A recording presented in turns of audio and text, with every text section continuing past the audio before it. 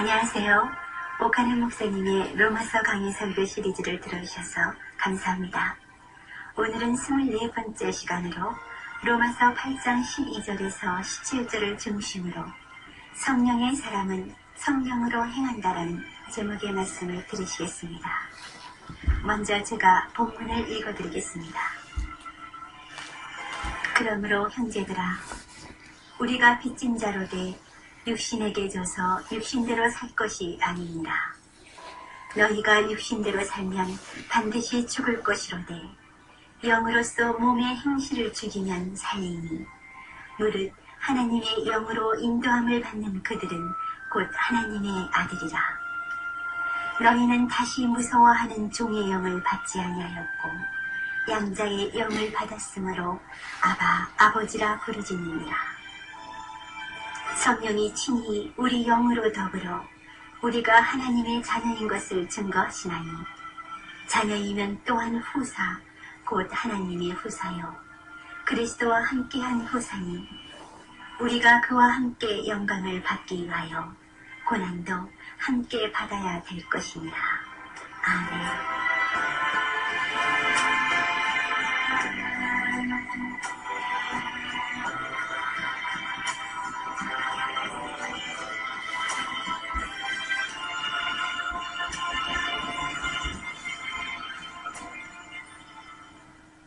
우리가 성령을 모시고 사는 행복한 사람이 되었다는 데 대해서 여러분 얼마만큼 마음의 기쁨을 체험해 본 일이 있습니까? 다시 말씀드리면 내 안에 성령이 계시구나 하는 것을 생각할 때마다 얼마나 좋아서 찬송하고 기뻐하고 참 남이 없는 데서는 춤이라도 출 것 같은 이런 행복을 한번 맛본 일이 있느냐 그 말입니다. 저는 최근에 민수기 11장을 읽으면서 제가 그런 비슷한 기쁨을 맛보았습니다. 나에게 성령 주신 하나님이 어쩌면 그렇게 감사한지요. 성령이 내 안에 계신다는 거 생각하면 어떻게 그렇게 내 마음이 편하고 행복한지요.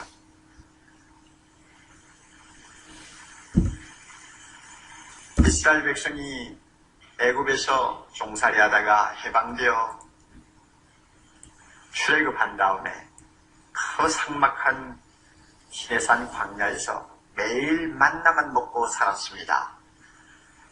아무리 좋은 음식이라도 매일 먹으면 실증이 날 수 있겠죠.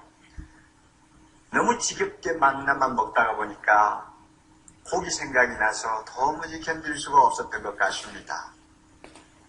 어느 날 그의 모든 백성들이 고기 달라고 일종의 데모를 한 것입니다. 그리고 모세와 아론을 향해서 네가 이런 삭막한 벌판으로 우리를 끌고 와가지고 애굽에서 먹던 고기도 먹지 못하게 한다고 하면서 지도자를 향해서 일종의 반란에 가까운 행동을 했습니다.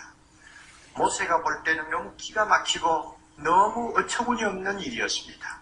그가 하나님 앞에 엎드려가지고 뭐라고 대들었는지 압니까? 하나님, 나를 죽여주세요. 나를 죽여주셔서 이 더러운 꼴, 이 고통스러운 꼴을 좀 안 보게 해주세요. 내가 이 백성을 낳았으니까, 내가 이 백성을 뭐 데리고 왔으니까 왜 나에게 이런 짐을 지워서 해롭게 하시나이까 하면서 탄식을 하는 모습을 볼 수 있습니다. 그때 하나님께서 모세에게 이런 말씀을 합니다. 너 일어나서 백성 중에서 칭찬 듣고 또 지혜가 있다고 판단되는 어른 70명을 뽑아라. 그리고는 내 앞으로 데리고 오라. 그랬습니다. 모세가 그 70명을 뽑아가지고 하나님 앞에 왔더니 하나님께서 어떤 일을 하셨는지 압니까? 그 70명에게 성령을 선물로 주셨습니다. 모세에게 주셨던 선물.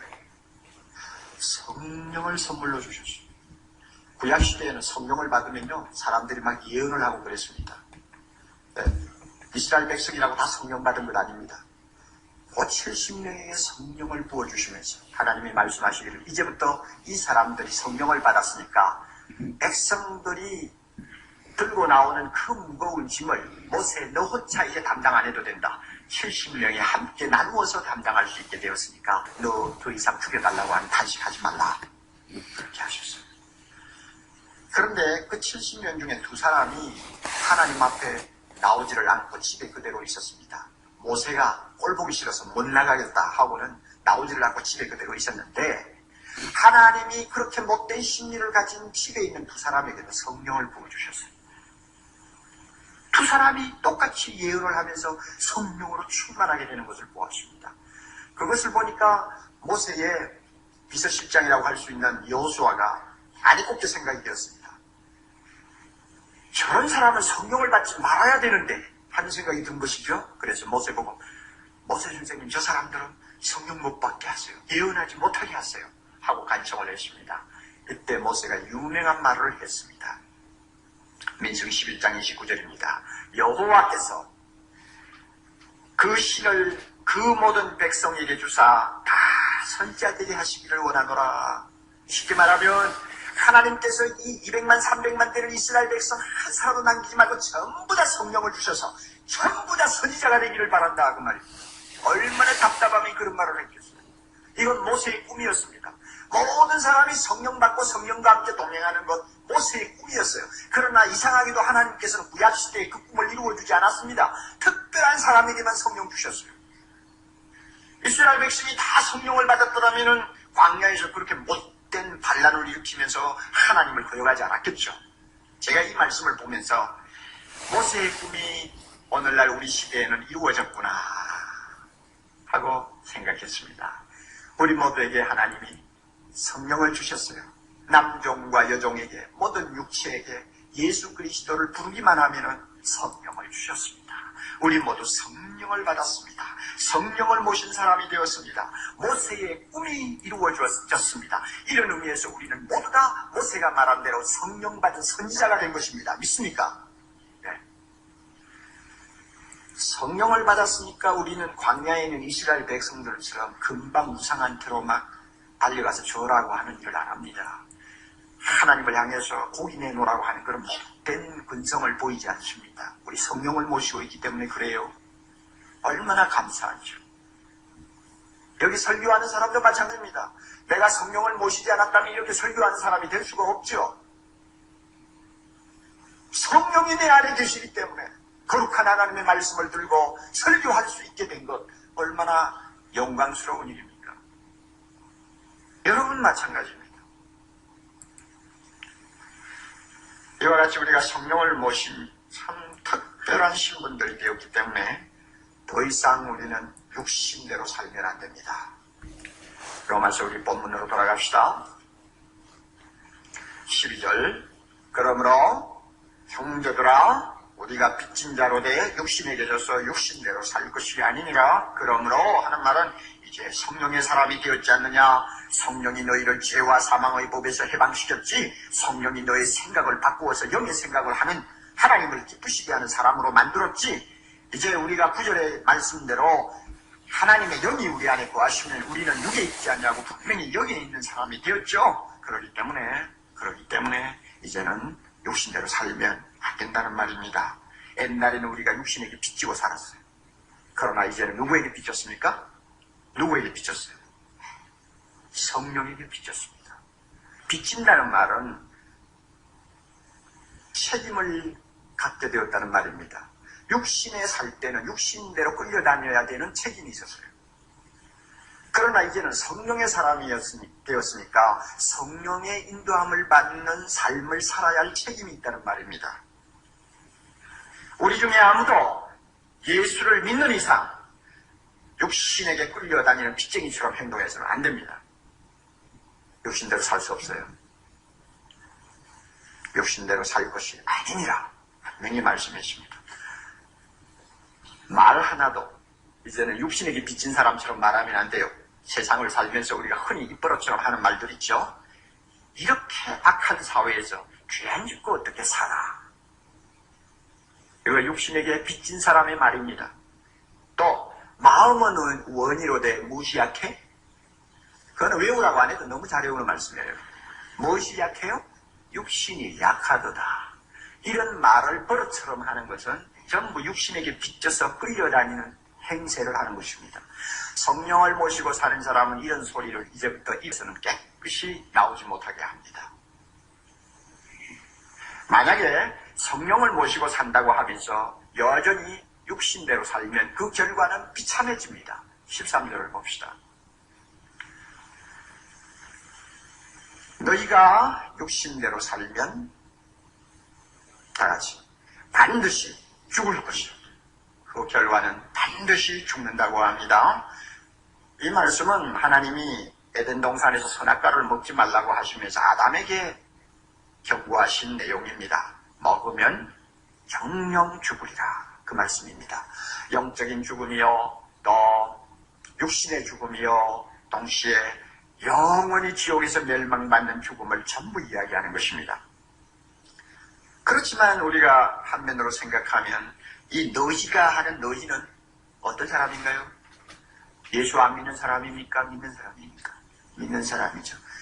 1절에서 말씀한 바와 같이 그리스도 안에서 결코 정죄함을 받을 수 없는 하나님의 자녀, 절대 죽을 수 없는 하나님의 자녀, 하나님의 나라에 반드시 들어가도록 보장이 된 하나님의 자녀가 이 너희야 말입니다. 그리고 이들에게는 성령이 함께 하십니다. 육신에 있지 않습니다. 그럼에도 불구하고 이 사람들을 보고 너희들이 만약 육신대로 살면 반드시 죽으리라. 모순같이 들리지 않습니까? 모순같이 들리죠.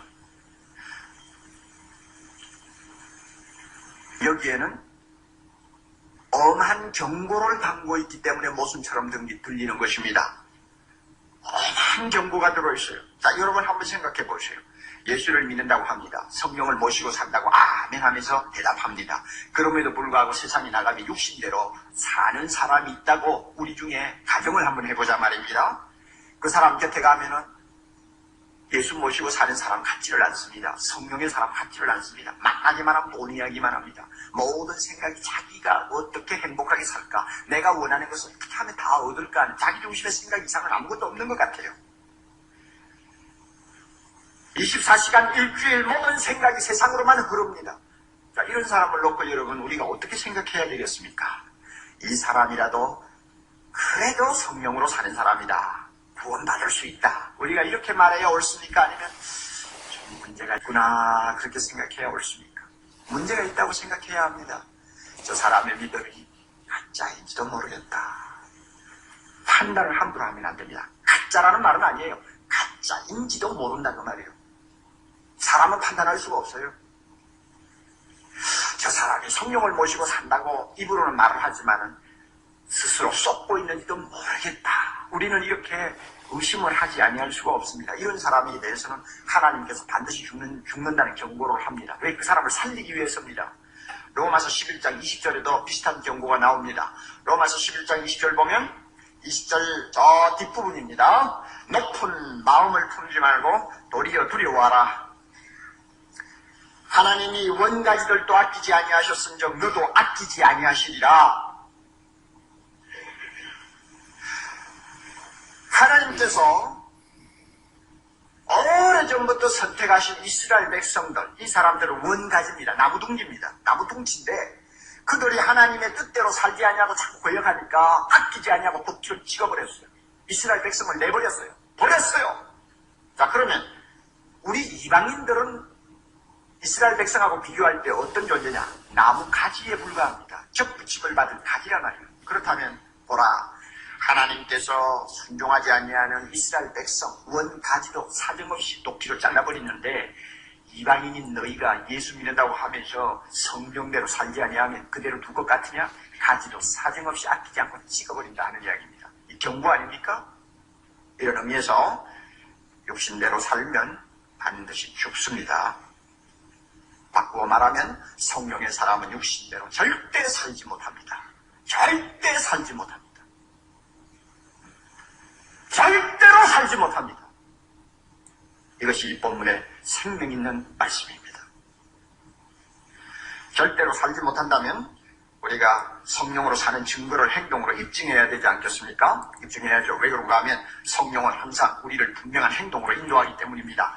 인도한다는 말 좀 봅시다. 14절 8장 14절 무릇 하나님의 영으로 인도함을 받는 그들은 하는 말씀 나오죠. 여기 인도한다는 말, 인도함을 받는다는 말은 헬라어로 아고나이 하는 단어입니다. 강제로 끌고 간다는 뜻이 담겨 있습니다. 강제로 끌고 간다. 볼륨 조금 낮추어요. 강제로 끌고 간다. 그러므로 성령을 마음에 모신 이상 육신으로 사는 사람이 옛날에 잘 가던 곳을 성령을 가지 못하게 하고, 성령으로 사는 사람이 꼭 가야 할 곳은 내가 가기 싫어도 성령이 강제로 데리고 가실 때가 많습니다. 성령의 끈을 이면 굉장히 강합니다. 아무리 우리가 어떤 데 버티어도 이길 수 없는 때가 많이 있습니다. 육신에 대해서는 항상 아니요 하고 대답하게 만듭니다. 성령에 대해서는 항상 그렇습니다 하고 대답하게 만듭니다. 이것이 성령의 인도입니다. 그러므로 성령을 따라 행하는 사람은 우리의 삶의 핸들을 육신에게 맡겨놓지 않습니다. 항상 성령의 손에 맡겨놓고 삽니다. 성령이 가라 하면 가고, 오라 하면 오고, 서라 하면 서고, 하라 하면 하고, 하지 말라고 하면 하지 않는 사람이 됩니다. 이것이 성령을 따르는 사람의 실제적인 생활입니다. 그러면 여러분, 우리가 성령을 따라서 인도함을 받아서 살아야 한다면 실제적으로 어떤 내용의 삶일까요? 그 내용의 삶을 이 본문에서 한 가지 가르쳐주고 있습니다. 13절 중간 부분입니다. 어떻게 하는 삶이냐? 영으로서 뭐 하는 것입니까? 그 다음에 몸의 행실을 죽이면 살리니. 한마디로 말합니다. 성령의 사람은 성령으로 자기 몸의 행실을 죽여야 합니다. 여기서 죽여야 된다 하는 말은 현재 동사입니다. 한 번 죽이는 거로 끝나는 말이 아닙니다.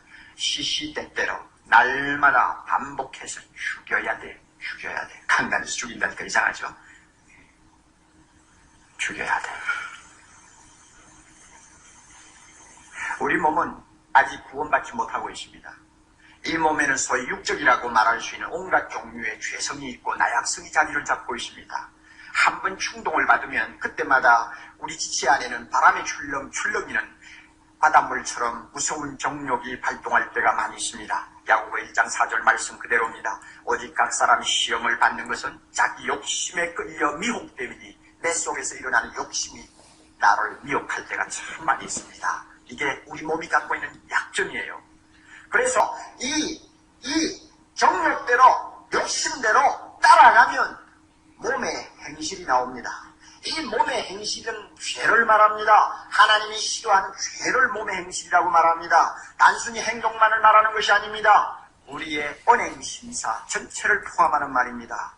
생각으로 죄짓는 것, 말로 죄짓는 것, 행동으로 죄짓는 것, 습관으로 죄짓는 것, 모든 죄짓는 것을 전부 포함해서 몸의 행실이라고 말합니다. 성령의 사람은 절대로 해서는 안 되는 것들을 이야기합니다. 이런 것들이 고개를 들 때마다 어떻게 해야 된다고요? 죽여야 돼. 끔찍하죠? 말이 끔찍하죠? 성경이 가끔 이렇게 끔찍한 말씀을 사용하세요. 여기서 죽인다는 말은 꼼짝 못하게 한다 혹은 끊어버린다 하는 뜻을 갖고 있습니다.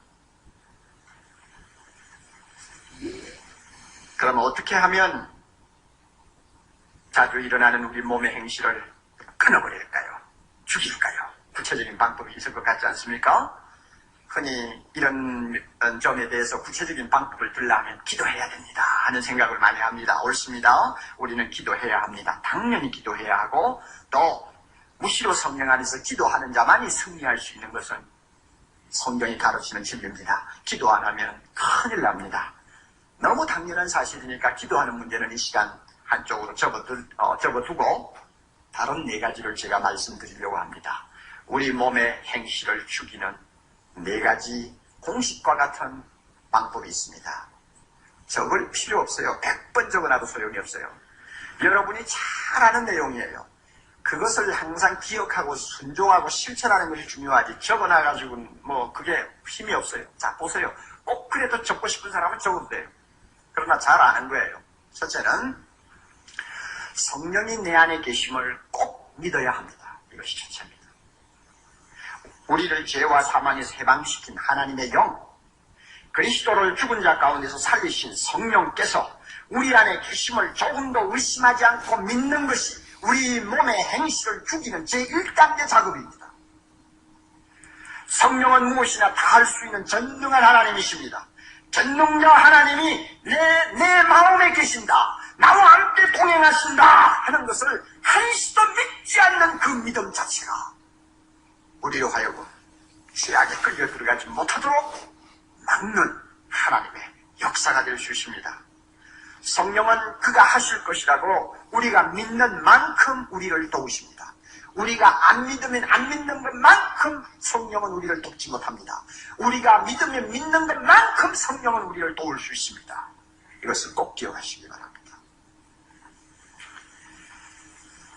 성령이 내 안에 계시는 것을 믿지 않고 잊어버리고 어떤 유혹 앞에서 이겨보려고 몸부림을 치면 결과가 어떻게 되는지 압니까? 오호라, 나는 공부한 사람이로 나오게 됩니다. 그래서 여기 본문에서 너희가 몸의 행실을 죽이라 하지 않습니다. 무엇으로써? 성령으로서 몸의 행실을 죽여라. 성령이 하셔야 돼요. 성령이 하시려면 먼저 믿어야 합니다. 내 안에 계시는 성령 믿어야 됩니다. 두 번째로는 우리 자신이 누구인가를 잊지 말아야 합니다. 성령을 모신 우리는 누굽니까? 14절 봅시다. 14절. 무릇 하나님의 영으로 인도함을 받는 그들은 다같이 곧 하나님의 아들이다. 우리는 성령을 모셨기 때문에 하나님의 아들이 되었습니다. 성삼위 하나님 가문의 아들입니다. 얼마나 영광스러운 신분인지 모릅니다. 이 신분 의식을 우리가 조금도 등한히 하면 안 됩니다.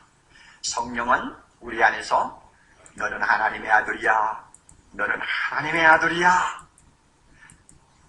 그래도 우리가 행동이 선명하지 못하고 갈리자 걸음을 걸으면 계속 이 안에서 말씀합니다. 너는 하나님의 아들이야. 성령이 계속 우리 안에서 증거합니다. 그 소리 듣지 못하는 사람은 성령 모셨다는 말 하지 마세요. 왜 그런지 압니까? 여러분 16절을 봅니다. 성령이 신이 우리 안에 있는 영으로 더불어 다같이 우리가 하나님의 자녀인 것을 증거하시나니 날마다 시시때때로 우리가 하나님의 자녀라는 것을 증거해 줍니다. 이 음성 못 들으면 글쎄요, 잘은 모르지만 하나님의 자녀라고 말하기 어렵습니다. 성령의 사람이라고 말하기 어렵습니다. 누구든지 자기의 신분을 의식하면 행동을 가려가면서 조신하기 마련입니다. 좋은 집안에서는 가훈이라는 것을 만들어서 자녀들에게 교훈을 하지 않습니까? 가훈. 우리나라의 대표적인 문학자 중에 한 분이 계시는데 그분의 가정에서는 이런 가훈을 만들어 놓았다고 합니다. 도박을 가까이 하지 말라. 주색을 삼가라. 남에게 이기려 하지 말라. 참 의미 깊은 말인 것 같아요. 이 세 가지를 자녀에게 가르쳐요. 가훈입니다. 그 가문의 조상 중에서 도박을 하다가 집안을 망친 일이 있느니라 그건 모르겠어요. 주색에 빠져가지고 아마 망신을 당한 일이 있는지 모르겠어요. 아마 뭐가 있었기에 이런 가훈을 만들었지. 그러나 한국의 대표적인 소설가 집안에서 태어난 자식이라면 그 가훈을 어릴 때부터 배우면서 어떻게 생각했겠어요? 우리 가문의 체면을 생각해서라도 주색에는 빠지지 말아야지. 도박은 하지 말아야지. 남에게 이기려고 아웅다웅 하지 말아야지. 그건 생각 안 하겠어요? 체면상으로라도 그거 생각하면 그 사람의 행동이 다른 사람하고는 좀 다른 데가 있을 거란 말입니다. 아마 술을 안 마시고 있을지 모릅니다. 도박이는 근처도 안 갈지 모릅니다. 아마 자녀들이 그렇게 할 거예요. 나는 그렇게 한다고 봅니다. 성령을 모신 사람에게 하나님이 주신 가훈이 뭡니까? 하나님의 자녀의 가훈. 자, 말씀하십시오. 무슨 가훈을 여러분이 갖고 있습니까? 성삼위 하나님 가훈. 뭐죠? 많죠, 이거. 66권의 말씀, 이게 우리의 가훈입니다. 그래서 시편 저자가 뭐라고 그랬어요? 하나님의 말씀은 내 발의 등이요 내 길의 빛이니이다. 항상 하나님의 말씀을 내 발의 등불처럼 생각하고 그 말씀을 보면서 이 어두운 세상을 걸어가라고 한 거 아닙니까? 그렇게 가훈이죠. 성령은 우리에게 너는 하나님의 자녀야. 그러므로 하나님의 말씀대로 살아야 돼. 하고 항상 우리 안에서 가르쳐줍니다. 네가 하나님의 자녀라면 이 정도는 살아야 된다 하는 자각의식을 항상 일으켜줍니다. 이 음성을 듣는 사람이 성령의 사람입니다. 요한일서 3장 2절 3절은 아주 명확한 대답입니다. 사랑하는 자들아, 우리가 지금은 하나님의 자녀라. 장래에 어떻게 될 것은 아직 나타나지 아니하였으나 그가 나타나심이 되면 우리가 그와 같을 줄 아는 것은 그가 계신 그대로 올 것을 이라니. 주를 향하여 이 소망을 가진 자마다 그의 깨끗한 하심과 같이 자기를 깨끗하게 하시느니라. 내가 하나님의 자녀라고 하는 분명한 신분의식을 가진 사람은 예수님처럼 나도 깨끗하게 살아야지, 내 모습을 깨끗하게 간직해야지 하는 나름대로의 주체의식이 있다는 말입니다. 이 주체의식을 분명히 가지면 우리는 우리 몸의 행실을 죽일 수가 있습니다. 길을 가다가도 마음속에서 성령이 너는 하나님의 자녀야 하고 깨우쳐 주시면 여기에 나를 미혹할 수 있는 무엇이 지금 도사리고 있구나. 내가 위험지대에 들어왔는지 모르겠다 하는 생각을 하셔야 됩니다. 하나님의 자녀야. 이 의식이 몸의 행실을 성령으로 죽이는 제2단계 작업입니다. 셋째는 유혹 앞에서 단호한 태도를 취해야 합니다. 우리 안에 거하시는 성령은 유혹이 다가올 때마다 단호한 태도를 취하도록 명령하십니다. 애매하거나 적극성이 없는 태도를 성령은 기뻐하지 않습니다. 안 돼! 하고 말해야 될 때에는 반드시 안 돼! 하고 말할 수 있어야 합니다. 이래도 괜찮을까? 뭐 이거 꼭 죄라고 할 수가 없지 않아? 하는 이런 좋지 않는 말이나 행동은 절대로 보여서 안 된다고 말씀합니다. 여러분, 솔직히 말해서 우리에게 약한 데가 한두 가지는 다 있지 않습니까? 이성에 약한 사람도 있고 명예에 약한 사람도 있고 요즘 국회의원 선거하면서 많이 느끼죠. 안 나와도 될 분이 나와가지고 망신을 하는 거 많이 보지 않습니까? 참 안 됐어요. 안 됐어. 참 안 됐어요. 불쌍하니까 찍어줄 필요가 있을지 모르겠습니다. 또 거짓말에 약한 사람도 있고 노는 데 약한 사람이 있고 체면에 또 친구에 약한 사람도 있습니다. 우리에게 다 이런 약함이 있어요. 어떤 사람은 돈에는 아주 약한 사람이 또 있어요. 최근에 무슨 국제적인 상을 받아서 주목을 한 몸에 받은 한경직 목사님 인터뷰를 보니까 자기는 평생 통장을 가진 일이 없다고 그랬더군요. 그래서 제가 아주 쇼크를 받았어요. 저는 통장이 여러 개거든요. 그래서 옥 목사는 돈에 약하구나. 이런 자기의 약함을 알면서도 그 약함을 이용해서 유혹이 찾아올 때 단호하지를 못하고 마치 손에 들고 희롱하면서 놀듯이 행동하면 안 된다는 말입니다. 여러분 중에 만약에 성적 자극에 특별히 약하다고 스스로 생각하는 분이 계십니까? 그러면 성령께서는 그 문제에 대해서만은 분명히 단호하게 항상 말하고 행동하도록 요구할 것입니다. 그럼에도 불구하고 음란한 작품을 상영하는 영화관 앞에서 서성거린다든지 쓰레기 같은 잡지들을 꽂아놓은 진열대 앞을 왔다 갔다 하면서 뽑을까 말까. 여러분이 만약에 이렇게 한다면 이거는 단호한 처신이 아니지요. 미끼를 보고 그 근방을 뱅글뱅글 맴도는 물고기처럼 행동하면 안 된다고 성령은 말씀합니다. 빨리 돌아서라! 위험한 곳에서는 근처도 얼씬하지 말라! 도망가라! 안 돼 하고 외치라! 우리 안에 있는 성령이 그렇게 말씀합니다. 그대로 살아야 돼요. 구약에 있는 욥은 정말 성령의 사람이었습니다. 그는 자기 몸의 행실을 초전에 박살내기 위해서 단호한 각오로 항상 자기 행동의 원칙을 정한 것이 있습니다. 그것이 뭔지 압니까?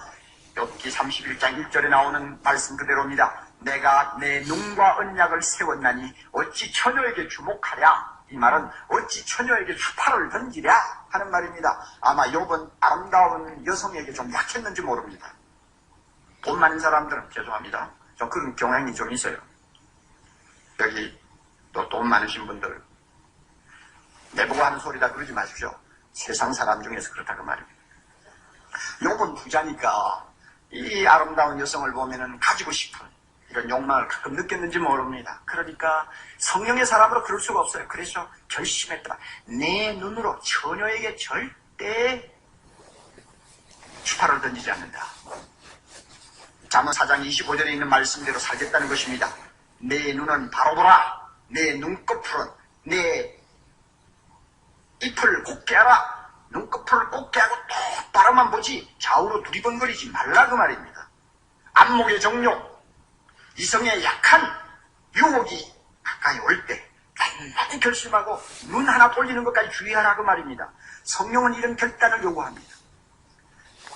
제가 존경한 어느 목사님 지금 세상에 계시지 않습니다만 그 목사님은 제가 옆에 가까이 모시면서 몇 년 보니까 젊은 부인들 또 아름다운 처녀들과 1대1로 만나서 이야기할 때는 절대 그 사람 얼굴을 안 봐요.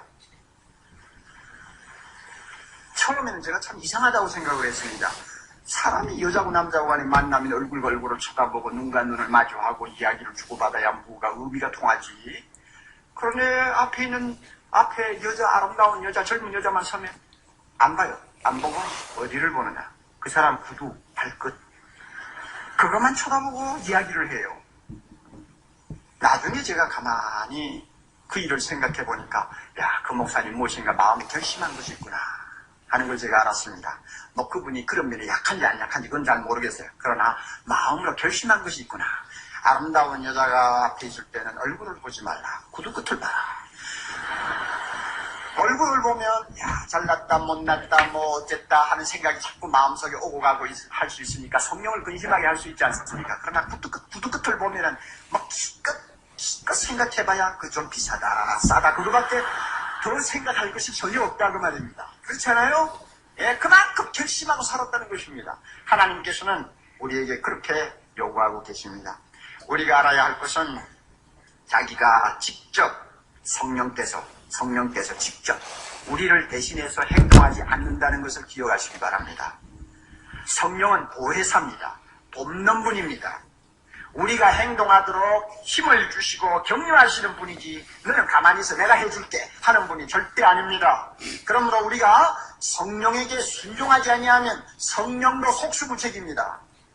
어떻게 한다고 그랬어요? 그럴 경우에 탄식한다고 그랬고 근심한다고 그랬습니다. 그러므로 여러분 유혹이 오면 우리 스스로 단호하게 물리치십시오. 누가 대신 해주기를 기다리지 마십시오. 자신의 정원을 깨끗하게 가꾸고자 하는 사람은 잡초를 자라게 해서는 안 된다고 하는 유명한 말을 한 사람이 있습니다. 그래요. 우리의 마음을 하나님의 전으로 깨끗이 갖추고 성령을 기쁘시게 하기를 원하면 우리 마음속에 잡초가 보일 때마다 쏙쏙 뽑아야 됩니다. 이게 몸의 행실을 죽이는 단호한 태도입니다. 죽여요. 아멘. 죽여요. 잡초를 뽑듯이. 이 가운데서 예수 믿으면서 아직 그거 안 되는 분 많을 거예요. 성령에게 의지하면 됩니다. 믿습니까? 대체는 말씀을 기억하고 그것으로 무장하는 것입니다. 시편 119편 9절 11절 우리가 잘 아는 말씀이 그대로 우리의 삶에 적용되어야 합니다.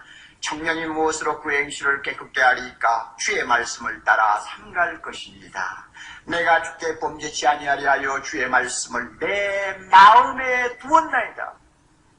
다락방에서 공부한 에베소 6장에서는 17절 하나님의 말씀 곧 성령의 검 하나님의 말씀을 가지라 하고 공부하고 있는 것 우리는 압니다. 성령은 우리가 마음에 담고 묵상하는 말씀을 칼처럼 사용하십니다. 얼마나 능력 있게 사용하는지 모릅니다.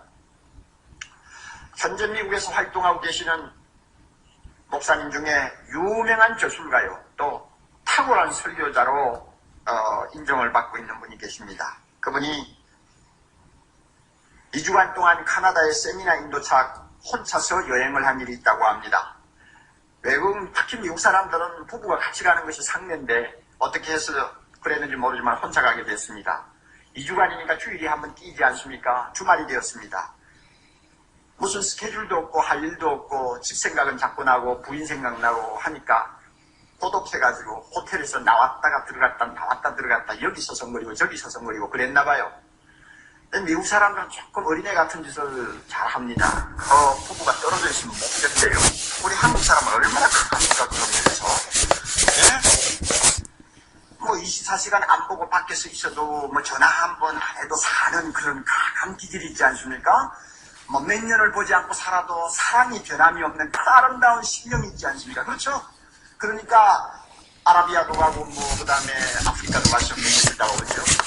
미국 사람들은 그러지를 못하고 어린애가 되거든요. 이 목사님도 목사님한테 그랬단 말이에요. 빙빙 돌다가 뭐 돌아봐야 별 스러운 일이 없죠. 그래서 자기 방으로 다시 들어가기 위해서 호텔에 들어와가지고 엘리베이터를 탔습니다. 타고는 욕심 없는 방으로 가기를 눌렀습니다. 엘리베이터 문이 닫히기 전에 한갑때 생긴 젊은 여자 둘이가 부르르 하고 탑니다.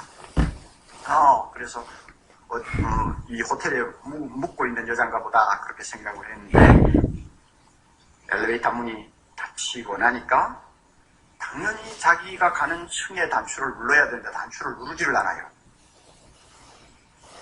그리고는 목사님을 생글생글 하면서 바라보고 이런 말을 했어요.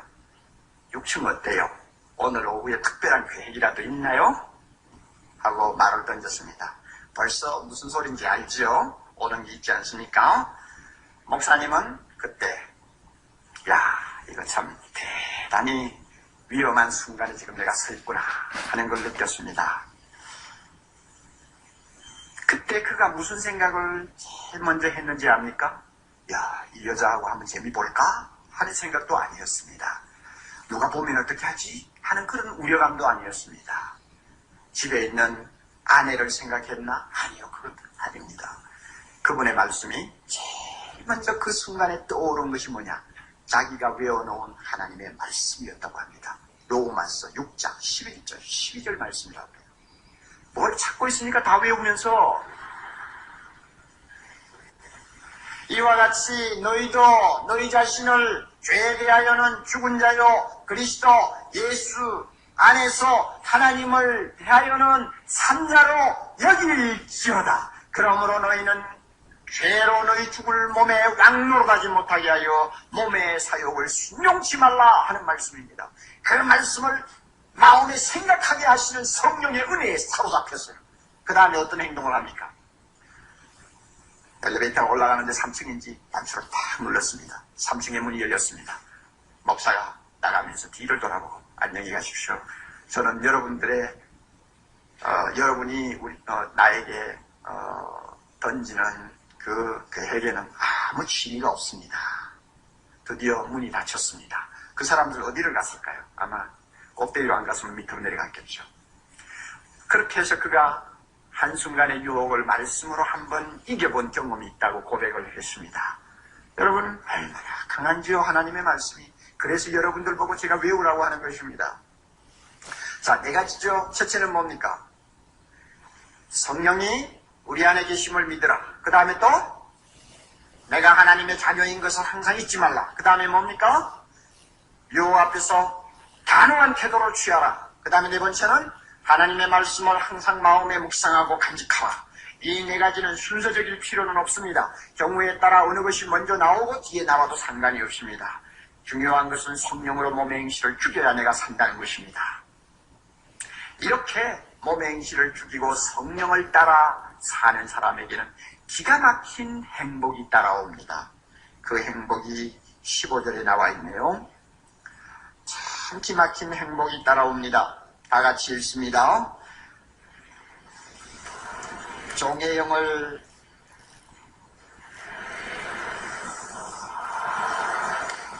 이 말씀의 의미가 무엇인지 압니까? 너희는 다시 무서워하는 종의 영을 받지 아니하였고 양자의 영을 받았으므로 아바지라 부르짖느니라. 너무나 기가 막힌 말씀이에요. 성령께서는 종이 주인을 무서워하듯이 하나님을 무서워하게 하지 않는다는 말입니다. 오히려 사랑받는 아들이 하듯 하나님을 가까이 하고 즐거워하게 하신다는 말입니다. 우리 안에 있는 성령이 그렇게 하세요. 하나님을 향해서 아바지라고 부르게 하는 것입니다. 이것은 예수님이 세상에 계실 때 하나님을 부르는 호칭입니다. 순진한 아이가 아버지를 향해 부르는 이름입니다. 여기에는 품이나 체면을 찾아볼 수가 없습니다. 아버지가 마냥 좋아서 항상 가까이 붙어있는 어린아이에게만 들을 수 있는 말입니다. 마음에서 우러나오는 사랑의 감정이 넘치는 말입니다. 아버지를 생각할 때마다 기쁨을 이기지 못해 터지는 말이라고 할 수 있습니다. 여기서 부르짖는다는 말은 뜨거운 감정을 담고 부르는 것을 말합니다. 또 어떤 경우에는 끈질기게 재촉한 말이기도 합니다. 다시 말하면 좋아서 부르는 소리요, 반가워서 터지는 소리요, 급해서 찾는 소리를 말합니다. 그러므로 아바 아버지 하고 부르는 것은 기도하는 것만을 의미하지 않습니다. 하나님을 찬송하는 것이요, 행복해서 부르는 이름이요, 하나님을 즐거워하면서 부르는 이름입니다. 아바 아버지, 아바 아버지. 이렇게 하나님을 아바 아버지라 부르는 사람에게는 참 그 마음이 늘 평안하고 항상 그 마음에는 형용할 수 없는 기쁨이 찾아오는 것을 체험하게 됩니다. 여러분 보세요. 아버지를 보고 아버지, 아빠 하고 부를 수 있는 나이의 아이들 한번 상상을 해보세요. 세상에서 제일 크고 자랑스러워 보이는 분이 아버지일 것입니다. 그 아빠는 무엇이나 자기를 위해서 다 해줄 수 있는 하나님 같은 존재로 보일 것입니다. 그리고 그 아버지는 자기만 사랑한다고 하는 사랑에 대한 자신감을 가지고 있을 것입니다. 그의 마음에는 아버지에 대한 두려움이 하나도 없습니다. 어색함도 없습니다. 큰 형이 겁이 나서 말 못하는 것, 사랑받는다고 자신감을 갖는 막내 아들이 대신 다 말해줄 수 있을 정도입니다. 아바 아버지, 얼마나 행복한 부름인지 모릅니다. 종교개혁자 마르틴 루터는 이 본문을 놓고 약간 이해를 못했다고 합니다. 아빠 하는 말은 물론 요즘 현대사회에는 뭐 그렇게 귀한 일은 아닙니다. 아버지와 자녀 사이도 아빠하고 부르는 그런 애정이 흐르는 관계가 자주 있습니다. 그러나 마르틴 루터가 자라나던 중세기만 해도 그런 일이 좀 드물었나 봐요. 그래서 루터는 어떻게 생각했느냐 하면 왜 하나님께서 자기를 보고 아빠하고 부르게 했을까? 엄마하고 부르게 했어야 되는데 아빠하고 부를 때는 그 애정이 마음속에 뜨겁게 와 닿는 면이 약하다는 것입니다. 루터의 경험으로 보아서 엄마 해야 비로소 참 행복한 감정의 교류가 가능하다고 루터는 생각할 것입니다. 왜 그랬을까요? 루터는 자라날 때 아버지에게 매를 많이 맞았습니다. 매를 많이 맞으니까 자연히 아버지에 대해서 좋은 감정이 있을 리가 없죠. 그런데 아빠 하는 것이 행복한 감정으로 전해지지를 않는 것입니다. 그래서 하나님께서 왜 엄마라고 하라고 하지 왜 아빠라고 하라고 했을까 하고 약간 농담적인 이야기를 했다고 합니다. 이만큼 아빠, 아버지 하는 것은 감격스러운 일입니다.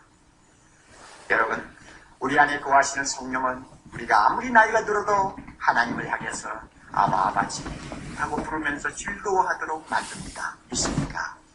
성령의 사람은 절대로 아버지를 하나님을 아버지라 부르기에 쑥스러워질 정도의 성인으로 자라나지는 않습니다. 성령의 사람은 절대로 성인이 되지 않습니다. 황경림 목사님 나이가 90세라고 합니다. 그러나 그분 기도하시는 거 보면 어린애입니다. 하나님의 춤추는 금년에 어떻게 되시나요? 아시는 분 있어요? 하나님의 춘추, 제가 말씀드리죠. 90세가 아닙니다. 100세가 아닙니다. 영원세입니다. 영원세. 영원히 사시는 분이요. 그분 앞에 누가 어른이 있습니까? 그런데 성령의 은혜를 모르는 사람들은 항상 자기가 어른인 채 한단 말이에요. 그러니까 하나님을 향해서 아버지 하고 부르는 그 행복이 별로 없어요. 성령의 사람은 자기 몸의 행실을 추질 수 있습니다. 그러므로 하나님 앞에 나갈 때에는 거리낌이 없어요. 두려움이 없어요. 하나님 나를 사랑하신다 하는 자신감이 있어요. 그러므로 마음이 고통스러울 때도 아버지 부르는 행복이 있어요. 고독할 때도 하나님을 향하여 아버지 부를 수 있는 여유가 있어요. 마음이 슬플 때도 아버지 하고 부르면 그 마음에 조금씩 위안이 찾아오는 것을 느낍니다. 이것이 성령의 사람입니다. 성령의 사람만큼 행복한 자가 없습니다. 여러분, 우리가 성령을 모시고 사는 들어야 합니까? 하나님을 아바아바지라 부를 수 있다는 이 특권, 이 사랑의 기쁨, 자유함, 평안함, 이것이 우리에게 항상 있다는 이것 때문에 우리는 행복한 사람인 것입니다. 그러므로 여러분, 성령의 사람이 된 것을 감사하시기 바랍니다. 날마다 이 사실을 확인하고 감사하는 삶을 살아야 합니다. 이제 결론 맺겠습니다. 본문 보세요. 다시. 우리는 성령에 비치고 사는 사람입니다. 그러므로 해야 할 일, 첫째 12절 중간에 육신대로 살면 절대 안 됩니다. 그 다음에 13절 끝에 가서 영으로서 몸의 행실을 죽여야 합니다. 그 다음에 14절에 가서 성령으로 인도함을 받는 생활을 해야 합니다. 그 다음에 15절에 가서 하나님을 뭐라고 불러야 돼요? 아바아바지라 부르는 삶을 살아야 합니다. 이것이 행복한 성령의 사람의 생활입니다. 여러분에게 이와 같은 은혜가 있기를 바랍니다. 성령 받은 자의 행복을 노래하고 찬양하는 찬송이 하나 있어요. 우리 찬송가 169장 여러분이 보시면 강물같이 성령이 우리 마음속에 흐를 때 우리가 얼마나 행복한 사람이 되는가를 시적으로 표현하고 있습니다. 주님 주시는 참된 평화가 내 마음속에 넘치네. 주의 말씀에 거친 거센 풍랑도 잠잠하게 되도다. 나의 생명 솟게 되면 성령이 마심이라. 모든 의심 슬픔 사라져 주의 평강 넘치네. 참 아름다운 찬송입니다. 너무 느리지 않도록 부릅니다.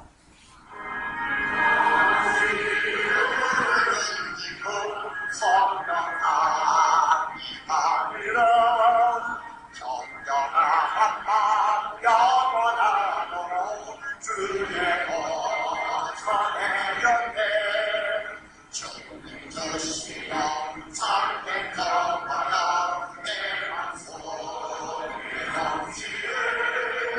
주의 말씀에 것을 분명고 찬양하게 되도다. 나의 생명 소생되는 성령이 마시리라. 그것이 슬픔 사라져 주의 평강 넘치게 하네. 주님 주시는 참된 평화가 내 맘속에 넘치네. 주의 말씀에 것을 분명고 찬양하게 되도다. 하늘의 소망 미래 믿고 내 찬양한 것이 우리 마음에 성령이 머리 주님 보내시리라. 주님 주시는 참된 평화가 내 맘속에 넘치네. 주의 말씀에 거센 풍랑도 찬양하게 되도다. 생명시에 영성을 흘려서 나의 마음에 서시네. 우리의 영혼에 누리면서 주님을 기다리네. 주님 주시는 참된 평화가 내 맘속에 넘치네. 주님의 말씀에 거센 풍랑도 찬양하게 되도다.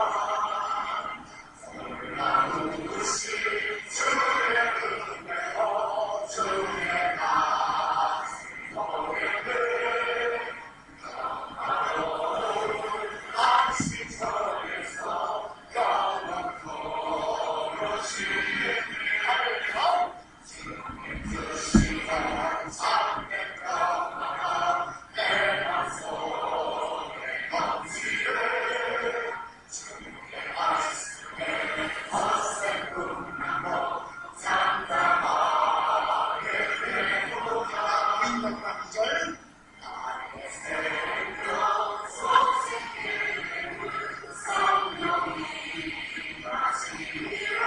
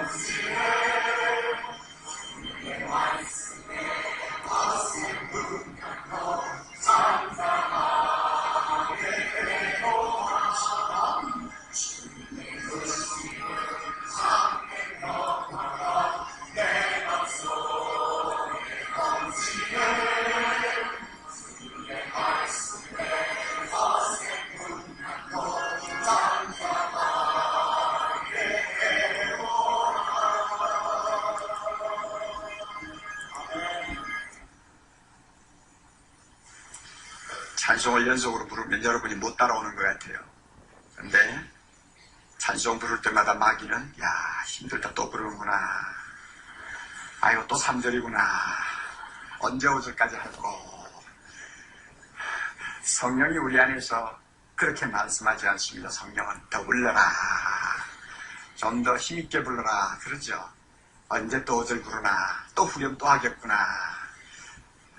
우리 마음속에 성령이 뭐라고 하시는가를 여러분이 잘 분별해야 됩니다. 금방 찬송하면서 마귀 소리 들으시면 한번 손 한번 들어보세요. 저 비디오실에 아마 없을 거예요. 여러분 항상 성령으로 사는 사람 이런 찬송을 부를 때도 입증을 받아야 합니다.